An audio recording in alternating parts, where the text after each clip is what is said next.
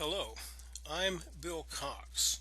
In this video, I'd like to show you how PassGEDFree can help you answer the writing questions on the GED Science Test, the GED Social Studies Test, and the GED Language Arts Test. I begin by going to PassGEDFree.com, and here are links to all 4 websites, one for each test. And I'm going to bring up the 3 non-math websites quickly here: Science, Social Studies, and Language Arts. You can't see this, but they're in the computer now side by side on the screen. Now, in each of these tests, 15 to 20% of the points come from the writing questions. But these are more important than that because so many people are anxious about them.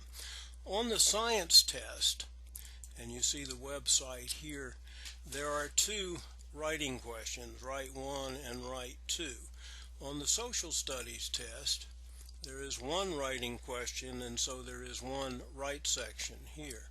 On language arts, there is 1 writing question, so there is 1 write section.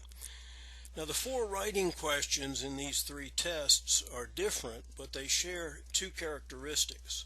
First, you know what the questions will look like. And second, you know that your answers will be graded by a computer.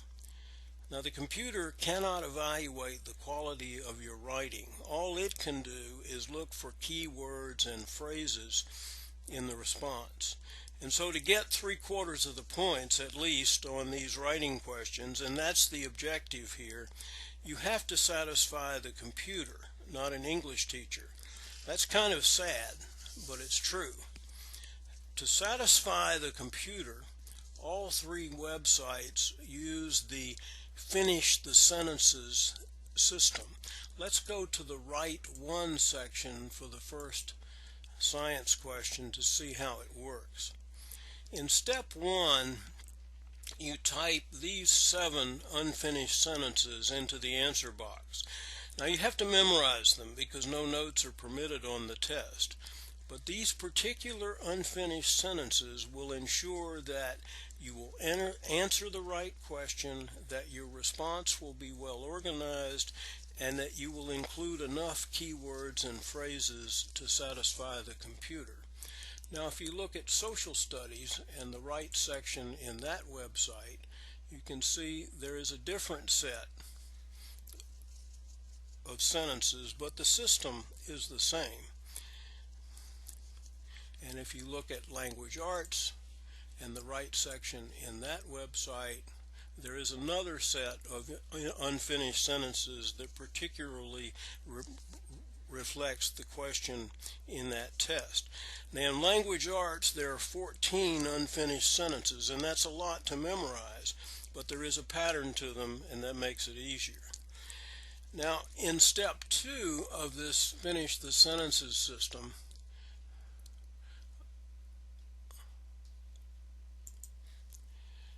you read the documents which are provided in the question, and then you use those documents to answer, to complete the unfinished sentences you've already put in. Now, here's an example, one example of the science question.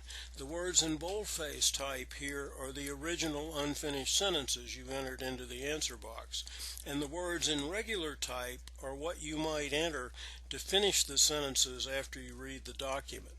And if you clean that up, it might look something like this. That would be in your answer box. Now, in language arts, here is another example of step 2. I want to get an example here.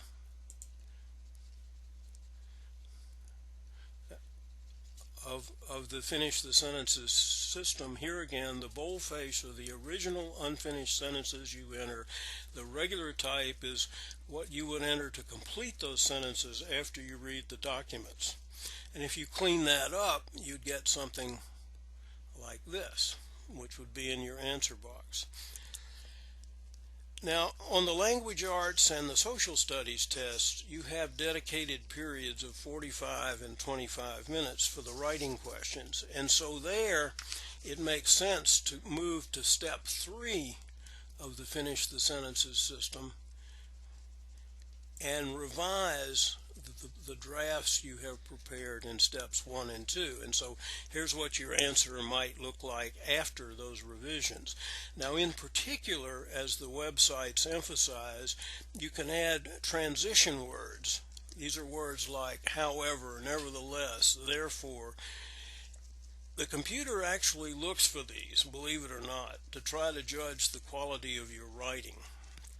Now, on the science test, anytime you spend writing, unlike the other 2 tests, anytime you spend writing is not available for the other short questions on the test.